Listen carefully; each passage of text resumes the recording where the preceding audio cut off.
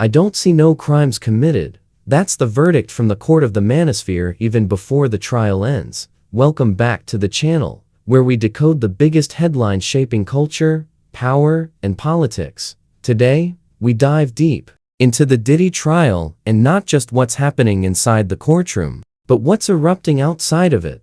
Specifically, how a group of male influencers, podcasters, and commentators known collectively as the Manosphere are reframing this high-stakes legal battle into a new kind of social commentary. Sean Diddy Combs is currently facing some of the most serious charges imaginable: federal racketeering, sex trafficking, and the use of interstate commerce for prostitution. These aren't tabloid rumors, they're federal crimes. Yet, you wouldn't know the seriousness of it by following parts of the internet where masculinity influencers reign. With no courtroom cameras, YouTubers and podcasters have become the gatekeepers of trial information for millions of young men. And the loudest among them, Myron, co-host of the Fresh and Fit podcast. Gaines, a former Homeland Security special agent, now claims to be the voice of reason. To has nearly 2 million followers. He paints a picture not of a predator on trial, but of a powerful man being taken down by an ex-lover and a biased system.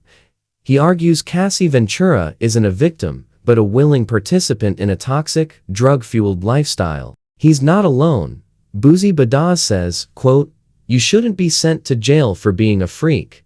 YouTuber Greg Adams mocks Ventura's testimony, saying she's playing the "my brain wasn't developed" card. Even rapper Cameron and DJ Akademiks are amplifying graphic trial content not to inform, but to undermine the accusers. This is more than commentary, it's a coordinated cultural response. The Manosphere uses this trial to fuel three key narratives: victim blaming. Alleged victims are portrayed as opportunists, not survivors. Anti-Me Too. The trial is framed as another witch hunt against men. Power play. It's not about justice, it's about men losing control. They ignore the very real context of how power and fame can silence victims and corrupt systems. They sideline the Southern District of New York's 95% conviction rate, suggesting instead that Diddy is on trial simply for being too powerful. Interestingly, those who've seen Gaines outside the courthouse describe him as surprisingly meek, very different from his podcast persona. He does acknowledge Ventura was abused, but still blames her for the dynamics. His larger argument? That what we're seeing is not trafficking, not organized crime, but a messy breakup weaponized by the justice system. And just when you thought things couldn't get more bizarre, Donald Trump enters the scene. The same man who has pardoned rappers before is now hinting at a possible presidential pardon for Diddy. Whether it happens or not, the Manosphere sees it as confirmation. In their view, Diddy's not a criminal, he's a victim of the system. And Trump? Their champion once again. As the trial nears its halfway mark, one thing is clear: this case isn't just about guilt or innocence, it's about who controls the story.